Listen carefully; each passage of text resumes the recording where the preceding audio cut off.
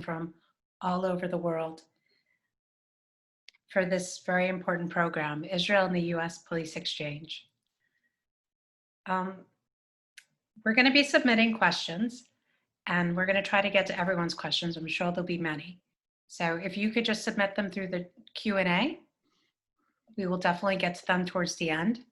We have an absolutely incredible panel with us tonight, and we're very fortunate to have them here. We're grateful you're here too.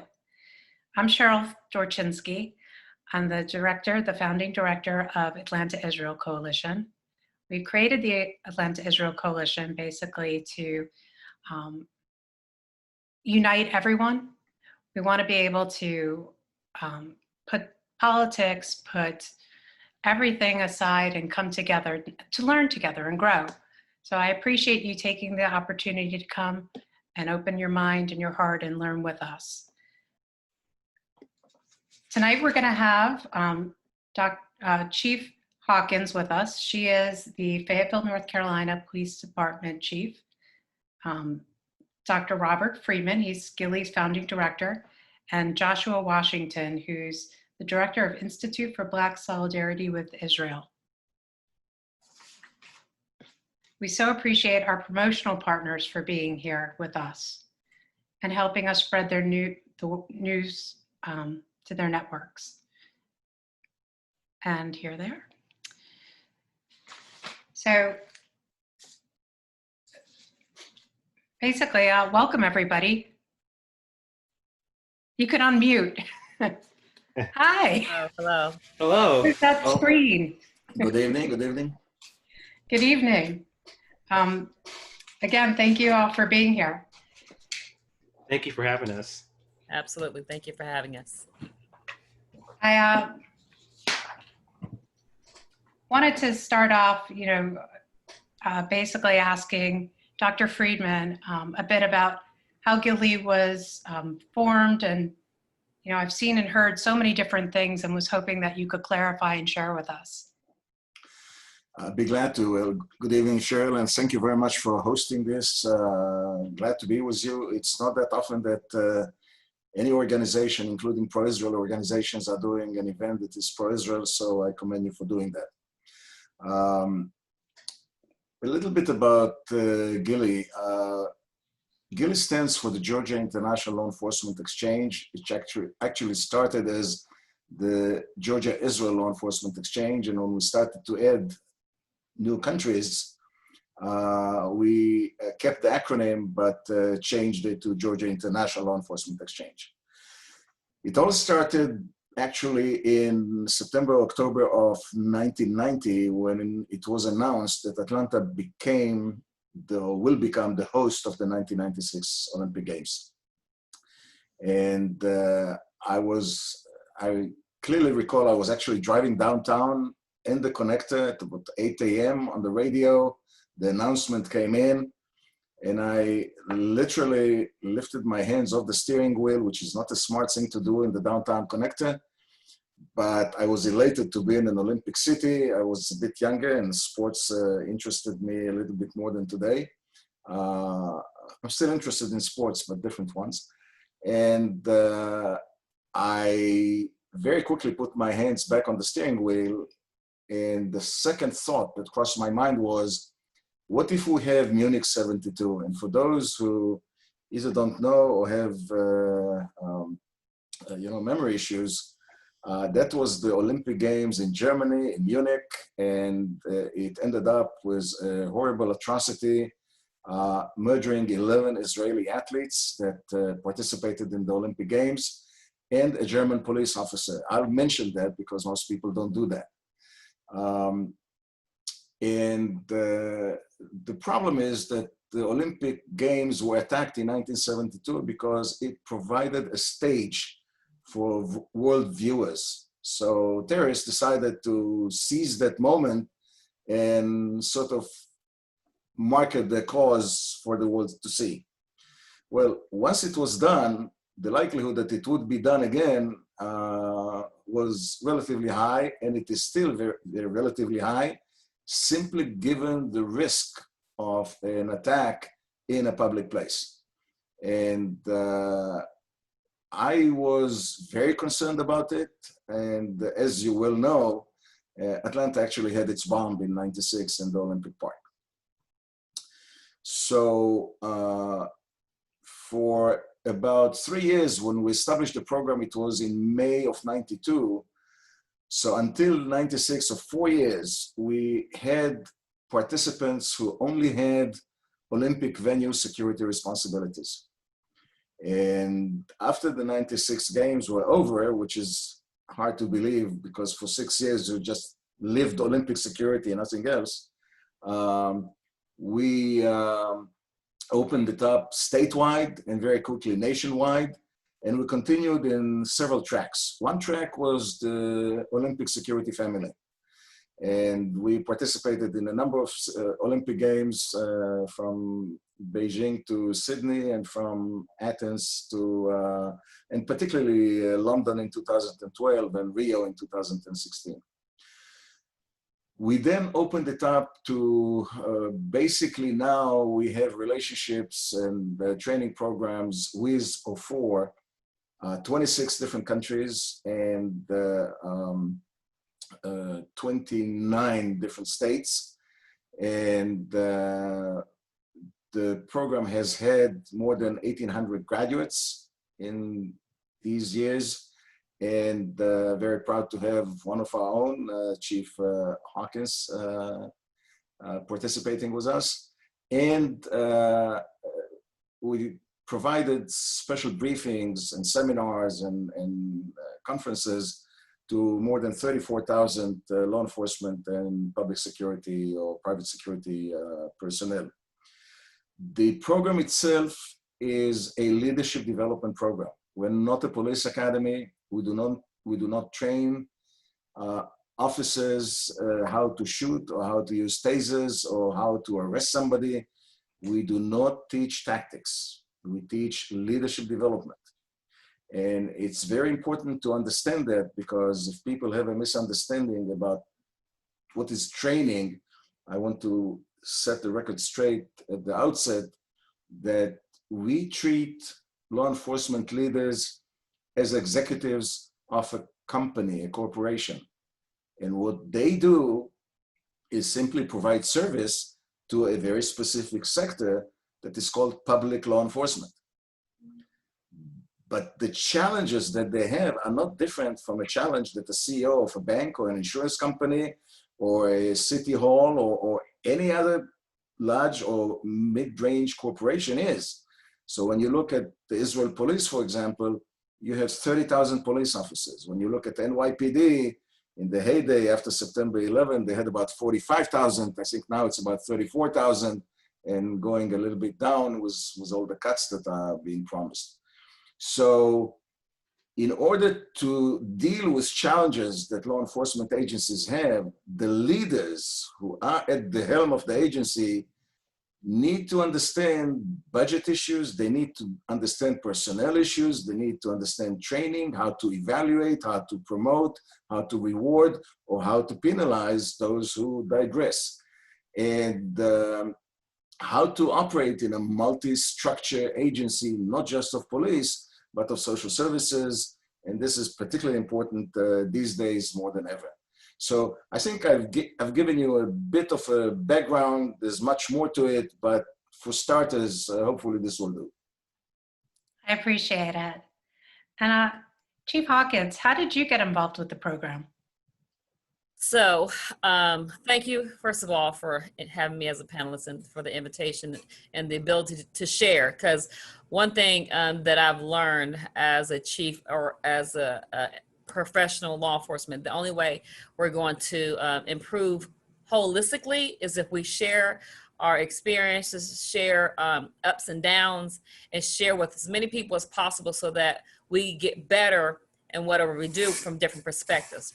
So how I got involved, or how I applied actually to be a delegate, because it is one of very hard tasks to first apply. You just cannot say you want to go. You have to submit an application. So I had recently been promoted as a deputy chief, and I was familiar with Gilly because I started off my law enforcement career in the city of Atlanta.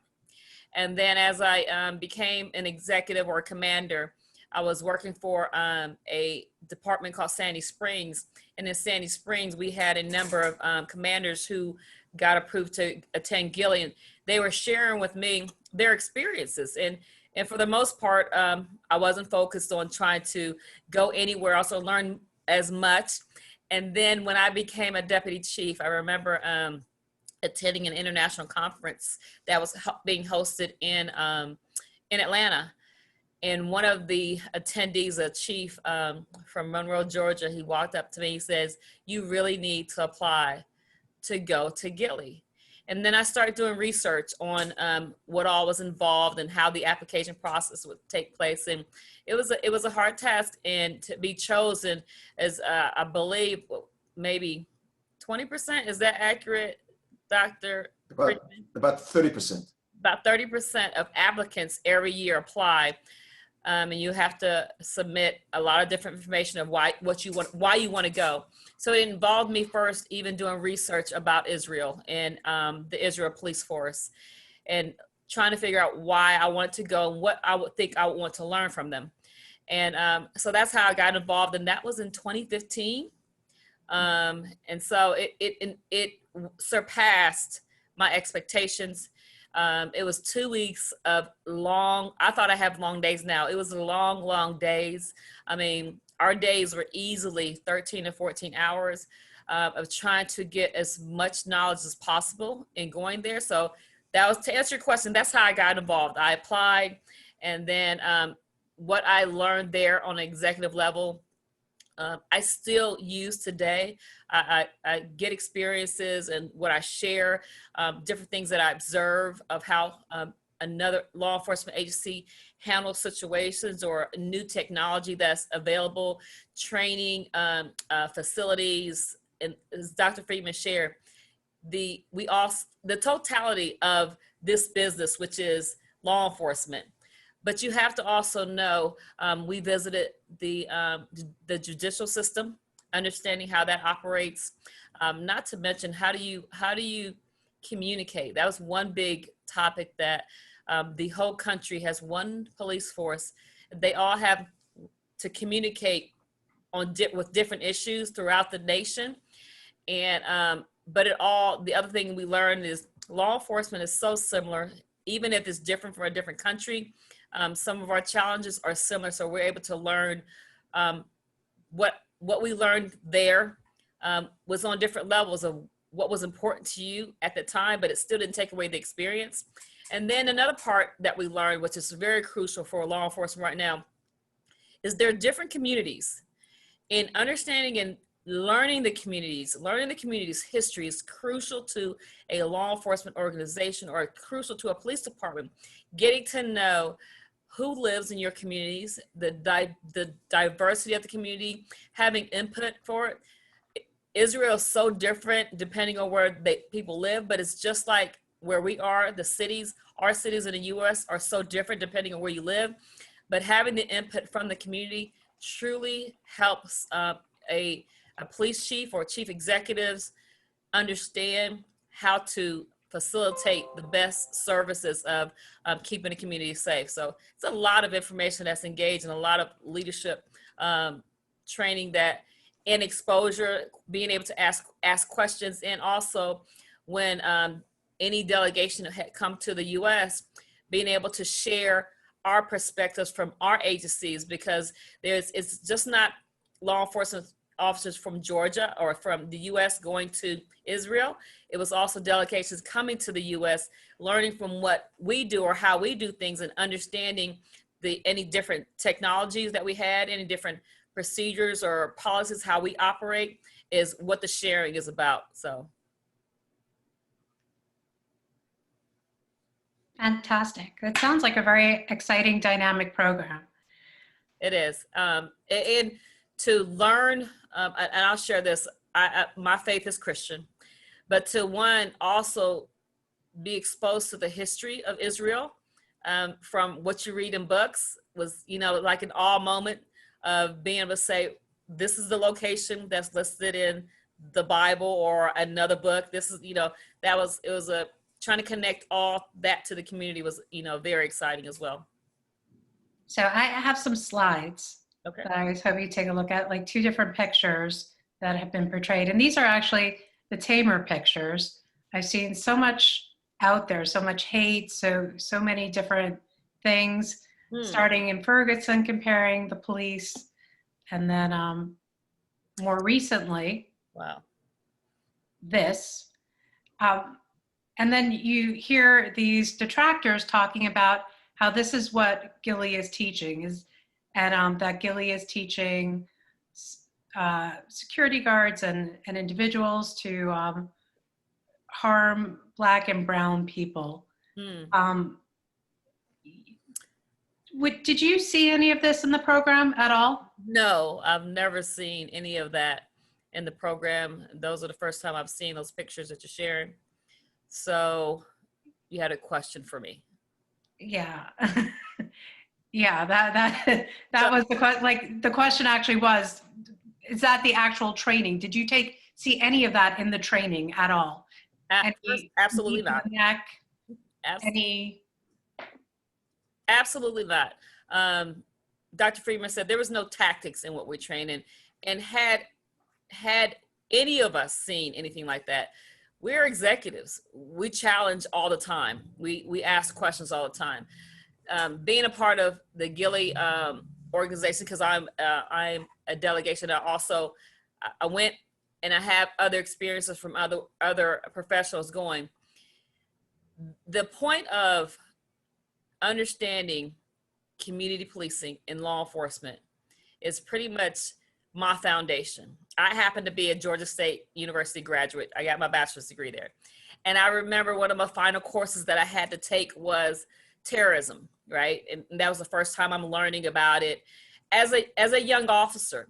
So just understanding those tactics, that we can't stop. That was so many years ago. I can't stop learning about new techniques, not just from international, but from even domestic challenges. So I have to first keep learning. But one thing I also have to know is, although the pictures you showed me was very odd and extremist pictures in what's communicated, is actually not as unusual of what's going on right now, unfortunately. What's going on right now is people are scared. People are cautious, and people are upset. What's going on since George Floyd. But it's a wave, because people were definitely upset in Ferguson. Right, that was the first picture. I happen to have been in this field for over 32 years, and I experienced also Rodney King. So people were upset, and the uprising of the awakening, so I call it. So with that fear comes different unknown, maybe pictures, or maybe broad strokes of, if you don't know, you're going to believe the first thing somebody feeds you as far as information. That's why it's very important to show me proof and show me data of, or show me photos, or show me evidence of, tell me an instance of what something occurred, so it can be handled or it can be dealt with. When I watched George Floyd's murder, I couldn't sleep that night. Right. And because I also had to face my internal thought process of, I probably would have went to jail or been hurt, because I wouldn't have been an officer if I saw that on the street. So I would have had to do something which would have resulted in maybe me being attacked. But the inside of me would have stood up and yelled.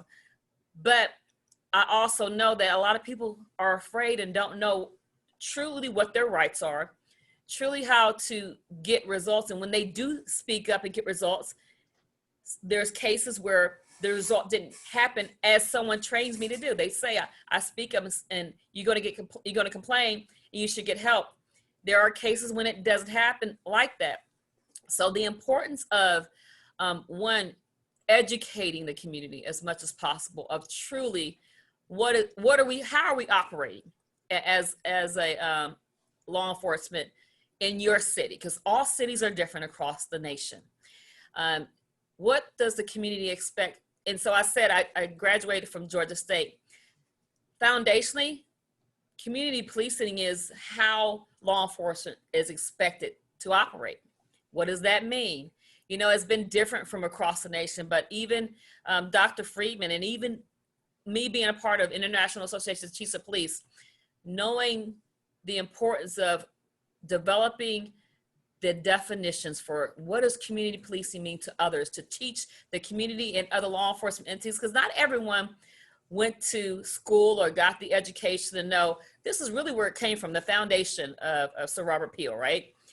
So what does it mean? But it's also that meaning is important for the community to learn. So I am seeing a lot of extreme statements coming in from the community right now, you know, from everything about totally abolish law enforcement. That's very extreme, and without a proper path of understanding how do we do this thing called governance, or called protecting, keeping the community safe across the board, and everyone join in a conversation, the more people who are trying to put fear tactics in the community is not helping whatsoever. Thank you. I have to agree with you 100%.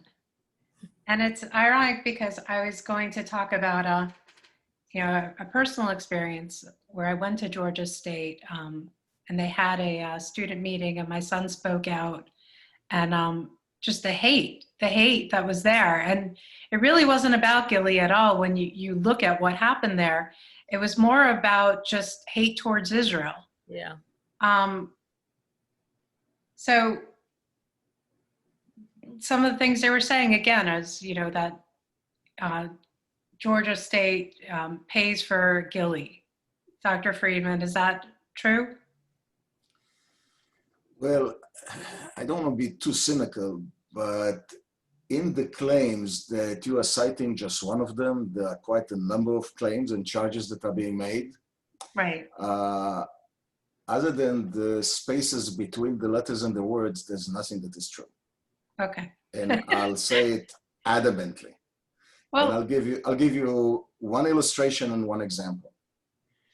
If I'll stand up now and I'll say that the person who makes the charges has 10 fingers on each hand, will that make it so? It will not, because that person will still have only 5 fingers, not 10 on each hand. And what they're doing is character assassination. It's defamation of individuals and of programs. And first of all, you asked the question, Gilly is not funded by Georgia State University. thank you. Period. Number 2, Gilly does not train line officers. It does not train private security officers. There are private companies who do that. We train law enforcement executives. And we have been doing that, by the way, since 1992 in various formats. And I did some stats recently. 15.5% of the executives that went on the programs to Israel or to UK or any other country, 15.5% are minorities, mostly blacks, but some Hispanics as well. That is higher than the rate nationally of law enforcement executives from minorities. So the suggestions that, you know, Gilly is doing these horrible things of like you showed in the picture, that, you know, whatever is done to Palestinians is done to minorities. That is simply not the case. I'll give you a couple of very specific examples. You mentioned Ferguson. The chief in Ferguson is Jason Armstrong. Jason was the acting chief of Forest Park in Georgia. He's a Gilly graduate. He was hired a couple of years ago in Ferguson. And he was asked in his interview process why should they hire him since he was in Israel? And he was faced with the same challenging questions of, you know, you're going to this country that is doing horrible things to minorities. His responses were exactly actually like Chief Hawkins, not that they have coordinated any of those responses. No one knew about each other in terms of the questions. And to the credit of the city, he got the position. And he's the chief now. So I think it's very important to move away from concocted, invented facts. the two charges that I wanted to give you a very specific example that sort of, I smiled dryly when I saw that. So one was that the Israel police is terrifying minorities because they go with blue lights on police cars. Now, anybody who knows anything about policing, you know, if you have a blue light and you are chasing somebody or you want to stop somebody, you use the blue light. And if that person doesn't stop because they may not even think that the blue light is intended for them, then you have a PA, a public address system. And then you say, sir or ma'am, please move or stop aside, by the side. The reason that the Israeli police cars have blue lights on, whether they are on duty or not, is to give the understanding to the citizenry that if they need police help and services, they're available anytime, 24/7. Period. There's no intention to scare anyone. And to illustrate this point, the second charge that is being made is that the Israel police are racking their guns to terrify Palestinians. And that tactic is then being taught to American officers in order to scare minorities. Anybody who knows anything about policing should know that the reason the Israel police racks their guns is because they do not go with a bullet in the chamber for safety reasons. Unlike in the United States, where officers do have a bullet in the chamber. The American system has been there well before Israel was established, and Israelis have a different system. Now, no Israeli officer, and I know quite a lot of them, not a single Israeli officer goes in the street and racks the gun, you know, every day, 5 times a day in order to petrify anybody. It simply is not happening. These are wild concoctions that have nothing to do with reality, and they are simply done because of political reasons to defame Israel and to cut ties between the United States law enforcement and the Israeli law enforcement. And I think that that attempt is not constructive, and it does not help those that they say that it intends to help them. And dialogue, understanding, learning, this is what Gili is about, not about terrifying anyone. You know, the Chief Hawkins mentioned community policing. I have the unique privilege and honor to have written the definition of community policing in 1992 in my book on the topic. And last year, the International Association of Police Chiefs has adopted that as an official policy of the association, which has about 33 or 32,000 chiefs from all over the world. That is an honor that for me is more important than any of my publications, because that's how you make a difference. Absolutely. And since we're talking about, you know, the school for the students out there, I just wanted to show these slides and go over a little bit more about, you know, what we're seeing. You know, Joshua was on a call with me, and we had the opportunity to hear more about what was said. Just to, you know, again, let the students know, my son actually stood up. I don't know where that went, but that was actually the proper slide. That should be up there. If we get it back up there, the slide. Thank you. There it is. Perfect. So again, these are very tame versions of much of what has gone out there that students deal with, simply for supporting Israel or being Jewish. My son stood up at that meeting. I was there over at Georgia State. I witnessed the intimidation tactics these other students were making towards him. And as he was speaking, he's called a clown, saying that Gili is about learning and collaboration. Well, Gili is about learning and collaboration. But however, they can't say the word Israel without using apartheid Israel or occupied Israel or violence, murder, as you could see from this tweet. It's very unfortunate, but you know, I suspect that a lot of this is simply because Gili is in Israel. And that's why all this hate is coming out. We can go to the next slide. That would be great. And they had this meeting, and I heard some very disturbing things. Josh, you were with me. Can you share a bit about, your take on it?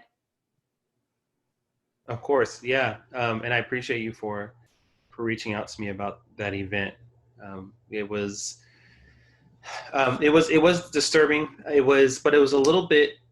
It was disturbing and unnerving, but at the same time, I couldn't help but almost. I don't want to say feel bad for them, but they were throwing so many accusations at Gilly that they did not substantiate at all. So like there was nothing to back up what they were saying. Some of the accusations that Dr. Friedman was explaining to us just now, there was nothing to really prove anything that they were saying. They were just showing the paintings that you were sharing with us. They were talking about who funds Gilly. They were saying that the whole Georgia State, and this is what's going on. But the thing that was the most disturbing was at the end, the organizers of this event had a whole script that they gave to every participant in the group to call and the public office that they're supposed to call and just flood their phones with the same message, which is that the Georgia Police Department needs to break ties with Israel. And this is something that has been successfully done in a couple of other cities already: Durham, North Carolina, Minneapolis, Minnesota. And because, as Chief Hawkins said a few minutes ago, very aptly, that there's fear, there's confusion, there's anger, and then you have those who take advantage of all these emotions that are tense and high, and take that and apply that to their own agenda and their own narrative. And so this is a very planned tactic that's being tried, and kind of like hijacking the emotions of the Black community and those who are feeling disenfranchised to further the agenda. So yeah, it was very disturbing to see.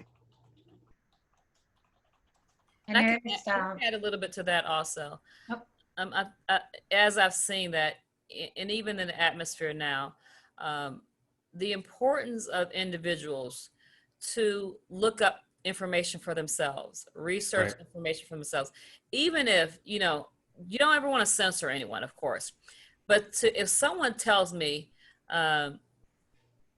Friedman or Joshua Washington is a killer, I'm going to want to say, really? Show me the information. Show me the facts. Show me the data. When did it happen? I'm going to ask questions because I want to look at the source. And I want to say, because if you're trying to change my thought or educate my views on something, I want to not just depend on one source.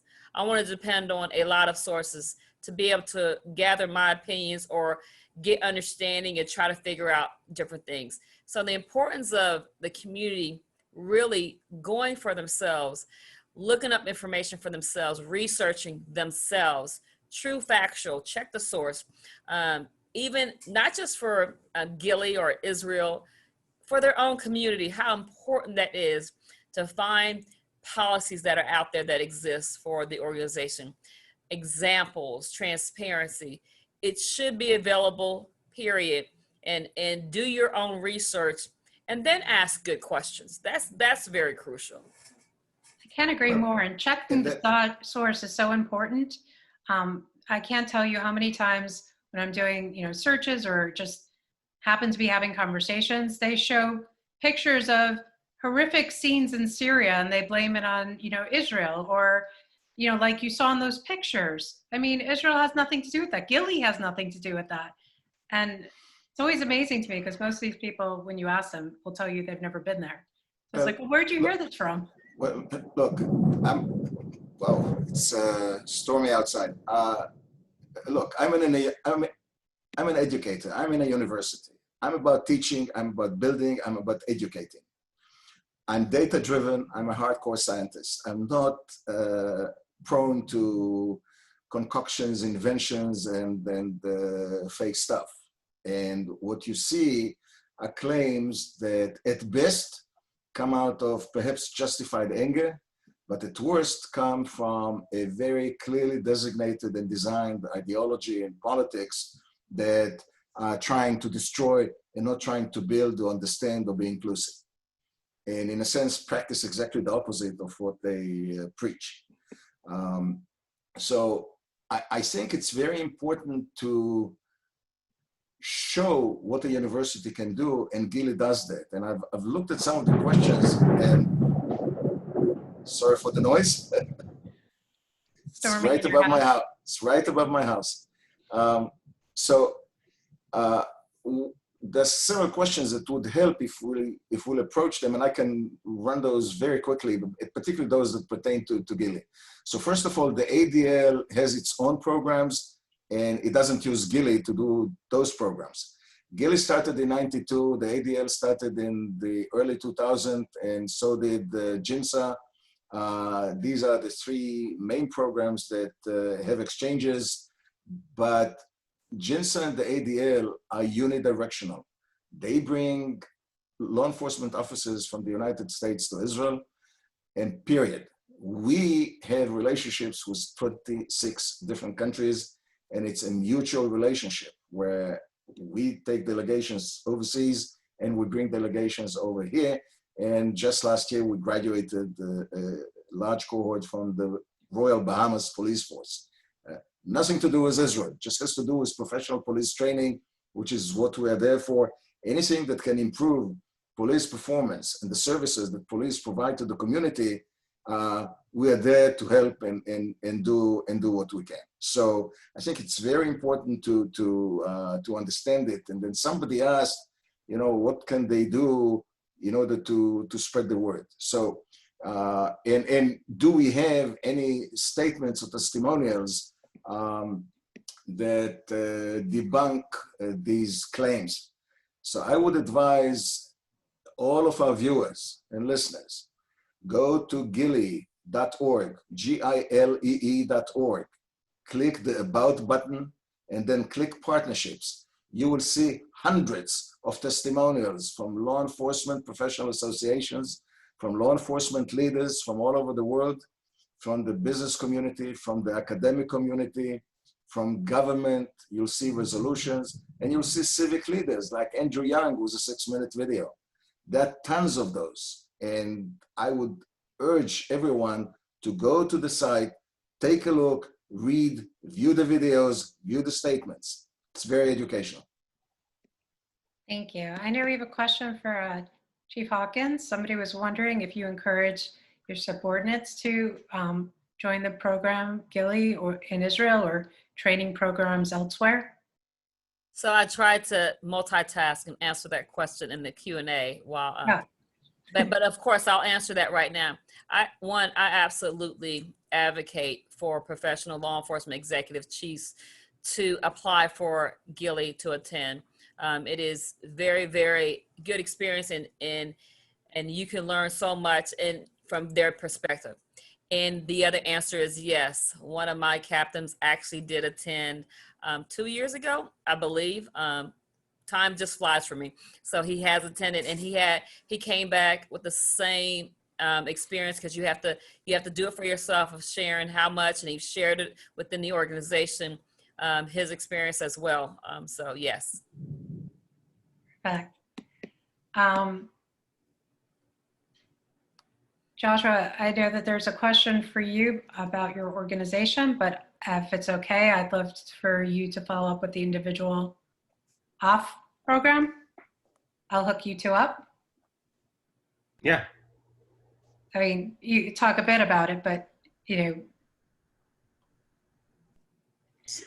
Yeah, absolutely. So sorry, Cheryl, say that one more time. You said about, you want me to talk about IBSI? I would love to connect you with the individual. She's asking about if you work with college students, and I know that oh yeah, so absolutely, yeah, perfect. Yeah, thanks, Cheryl. Going back to Gili, is there a reason that the program had to be in Israel Could it have been somewhere else, Dr. Friedman? France, maybe? Excuses for What makes Israel special? Excuses for look, I came to Georgia State in '86. Okay, I became chairman of the department in '89, and I'm a criminologist. My area is policing. I do crime analysis. I do macro level interventions. I've written books. I've written research reports. I've been on blue ribbon commissions. Tons of them, from the Olympic Park bombing to the Fulton County courthouse shooting to the use of tasers to the use of hot pursuits. You name it. I mean, I'm old enough to have done quite a lot of those. But there's a reason why it started in Israel. And the reason is that my undergraduate education is from Israel. I actually am a graduate of the University of Haifa. I was the first cohort that received its bachelor's degrees from the University of Haifa. Prior to that, it was an extension of the Hebrew University in Jerusalem. And I remember actually Prime Minister Rabin was the keynote speaker at the time. So I worked with the Israel police. I'm the one who has done the community policing field experimental designs that then the Israel police has adopted in terms of its own community policing initiatives. So when I came to the United States, I didn't start any exchange programs. I was interested in a library, in a blackboard, a classroom, and my research, and a computer. That's it. I didn't have any other interest because I was stuttering in English, and you can still see the accent, but I didn't have time for anything else. Well, then as the Olympics came in, and slowly we started to develop an interest in building it, the concern that I had was that the law enforcement community in Atlanta was not ready for a large-scale event like the Olympics. Keep in mind, 2 weeks with millions of viewers, billions around the world, but millions of visitors to Atlanta, about 100 heads of state in the opening and closing ceremony, and thousands of athletes and spectators. And just think about a movie like The 2-Minute Warning was a bomb prior to the end of the game. And yes, I'll admit, this is what crossed my mind. And because I had relationships with Israel, I suggested to Georgia law enforcement to see if we can bring the help of Israeli police to Georgia, because unfortunately, Israel is not smarter than Georgia officers, but it is more experienced, at the time, definitely more experienced in terms of handling terrorist issues. And we started just with Olympic security. And after that, I thought that the program is over because it's like the March of Dimes. You defeated polio, we can move on, right? No, the March of Dimes continues, and the interest in the program actually increased. And I'll say something that I wish our detractors would have known. The original interest of the Israel police was not in Olympic security. They actually were interested in having Israeli police officers coming to learn about civil rights and constitutional rights because they wanted to learn better about the American system, the judicial system, and the police system. And I said, well, I don't exactly know how to do that, but if we do that, wouldn't it make sense to then bring American law enforcement leaders who have Olympic security responsibilities to Israel? It was a casual conversation, and that's how the program started. So if you will, the program started by happenstance. It's not like a cookie cutter that we decided to go to Israel instead of France or South Africa. It just started there. Right. But look at what happened afterwards. We have, grown into relationships with countries that I don't want to say that I never heard of because I think I'm pretty good on geography, but countries that I never expected to have relationships with. And some, the State Department asked us to help to tell them about US law enforcement. Others just had a lot of interest in what Atlanta had. And I'll admit, part of the interest was because Atlanta had a bomb. So the British law enforcement community was interested in how the Atlanta community handled the bomb. Keep in mind that there was a key decision to make. Should the games continue or should they stop? If the games continue, there are a lot of people who are petrified by the bomb and by what happened to the victims. And if the games stop, it's a multi-billion-dollar decision. Right. And the city fathers had to make a decision on that. So to make a long story short, I think that the issue is not so much which country is involved or is not involved. We are happy and open to work with countries that want to improve the police services. Okay, I've sat on the IACP Community Policing Committee for quite a while, and I can tell you that quite a number of Arab countries received awards on community policing, and I'm a member of the Community Policing Committee. Lo and behold, how did that happen? The one who is considered such an apartheid person. So look, people really need to do a better job at what they call research and about what they call facts, because it would not pass a beginner's assignment in a sophomore class in a university.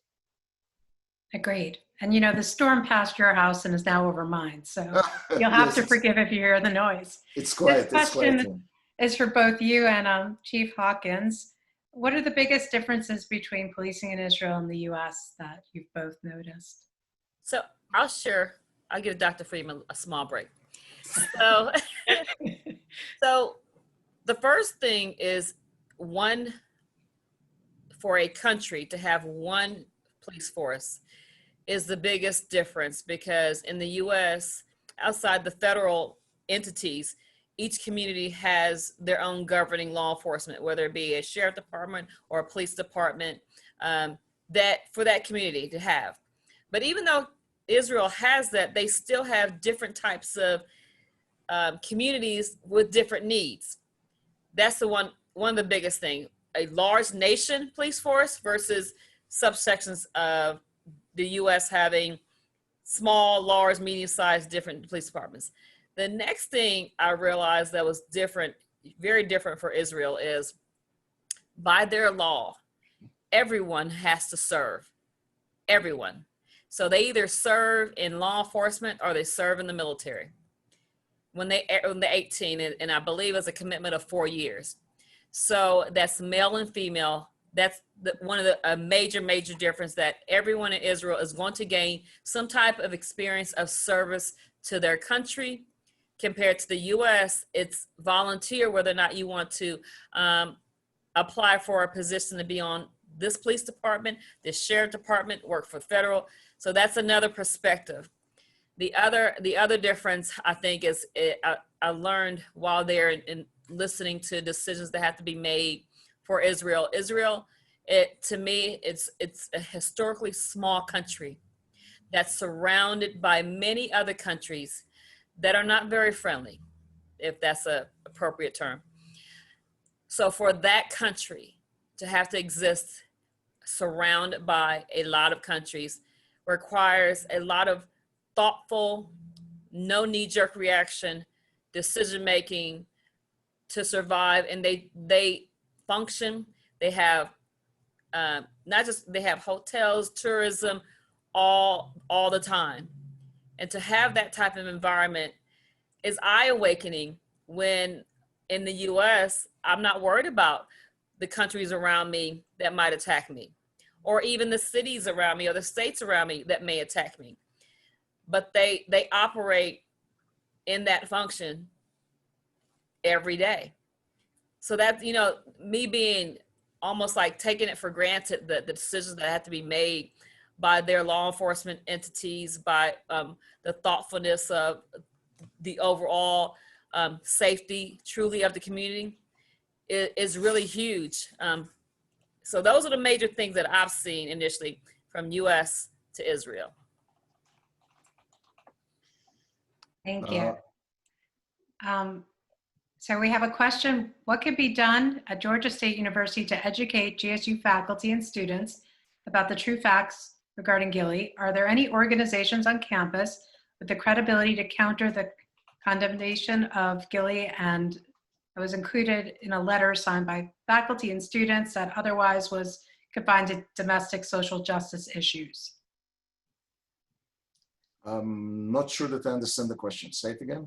I think they're basically just asking what could be done to fight what's going on at Georgia State, to educate. And I know that you've been in touch with the faculty, and I know that Atlanta Israel Coalition has been there, on the ground. I think, we just need to get more people involved and more people educated. We've talked about educating. Well, Dr. Friedman, I'd love your thoughts. What's interesting about this that, I'm in touch with faculty, but the faculty who signed the letter were not in touch with me. So you have 201 faculty members who signed a letter demanding, among other issues, some with which I identify myself, to basically get Gilly out of Georgia State University. Not a single one knows what the facts are. Not a single one bothered to talk to me. Not a single one bothered to ask for data. And two of them were on a radio show on WABE, and embarrassingly not knowing what the facts are. So to suggest that Gilly is part of the military-industrial complex, that's ludicrous. To suggest that we train people to terrify minorities and brutalize minorities, that's ludicrous. It's simply not the case. And I can sit here and say, this is not happening, but when you defame somebody and you start believing in it, and Joshua, I think, made that point that it's or at least I heard him say it in another context, it's an emotional issue, and people just buy into that emotional context of, if they do it, it must be wrong. Well, I would suggest, let's look at it the other way. Maybe if we do it, it must be right. And let's flip it, because this is a fixation of an approach that has no merit. It doesn't stand. Now, this doesn't mean that Israel is a perfect society. It does not mean that Israeli officers don't make mistakes. It doesn't mean that American officers don't make mistakes. But let me drive a point here that is very important for everyone to understand. There are doctors in hospitals or medical staff, nurses, who kill patients. And I'm not talking about malpractice. I'm talking about actual criminal activity.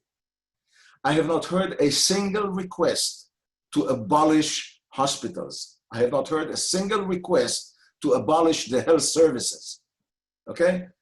You have a rule of law. You take that person, you bring the doctor or the nurse, you bring them to justice, and that's how a society that is ruled by law handles it. And it's the same way for police officers. If they digress, actually in Israel and also in the United States, there are two judicial systems. There's internal affairs that would handle internal digressions in the police, and depending if the nature of the case is criminal, the police officers will be prosecuted. It happens in Israel, it happens in the United States, and we've seen it all the time. But between that and wanting to defund police because we want to penalize police, who are you penalizing? You're penalizing the community that needs it most. That's the biggest worry that I have when you want to reform. You want to reform? Be my guest. Let's do reform. I'm all for police reform. But then let's put it in the context of what it is that you want to do. How much budget do you have? How do you want to allocate it? That's a much better planning, design stage of carrying out some sort of a policy. 10,000 people marching is impressive. 100,000 marching is impressive, and 1,000 marching is impressive. But that's not how you do science. That is not how you create policies. That's not how you plan anything. For that, you need professionals to sit down, be impressed by the need to move forward, and do it in a reasonable and calculated way that benefits the overall welfare of the community. Thank you.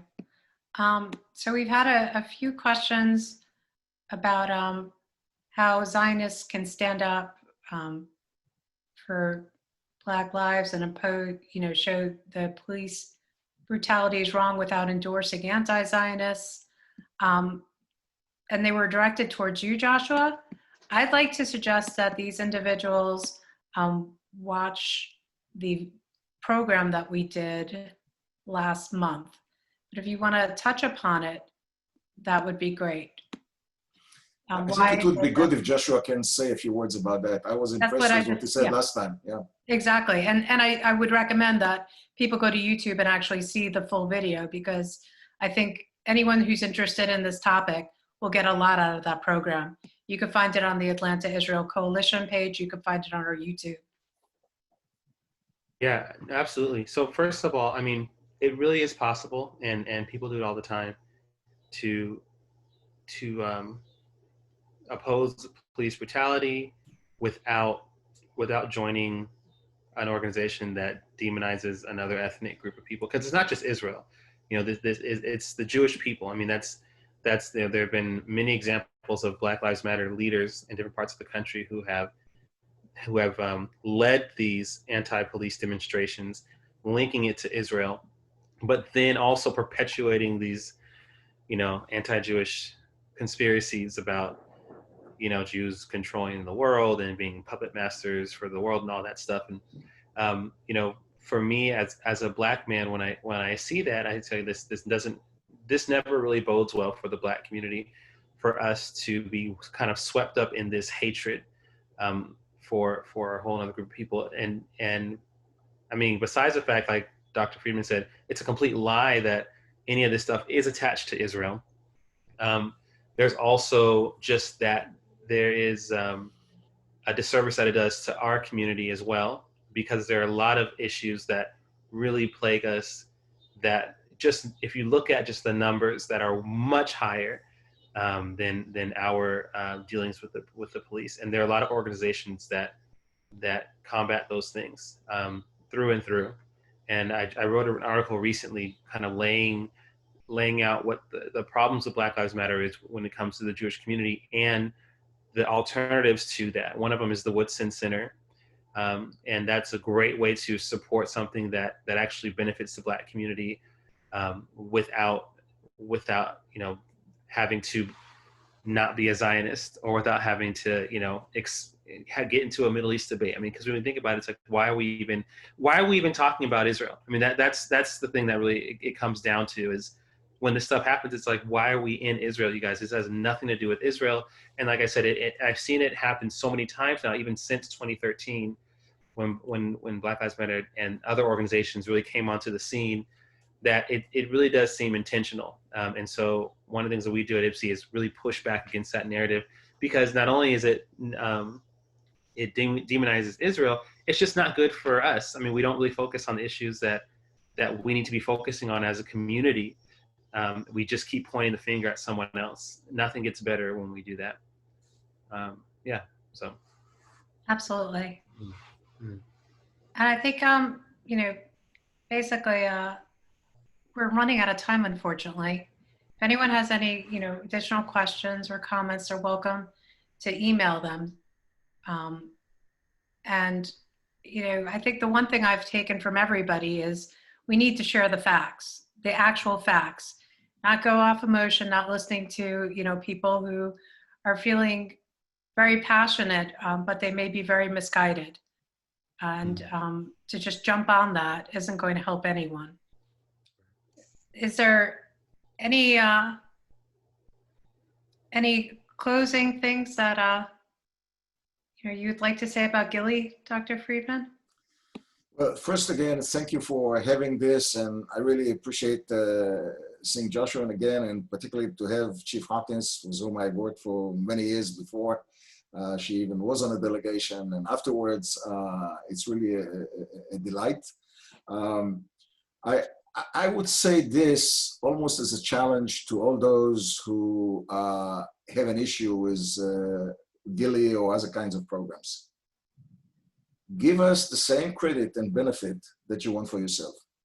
Because if you are really for inclusion and equality, if you exclude me, and if you exclude Gilly, and if you exclude groups that you do not like, that's not what democracy is all about. Thank you. Absolutely. So this video will be shared and posted through a follow-up email. And again, please check our YouTube channel, Atlanta Israel Coalition, for the past one with Joshua, where he elaborated and shared this one. And thank you again for everyone tuning in. And thank you to Joshua, Chief Hawkins, and Dr. Friedman for being here.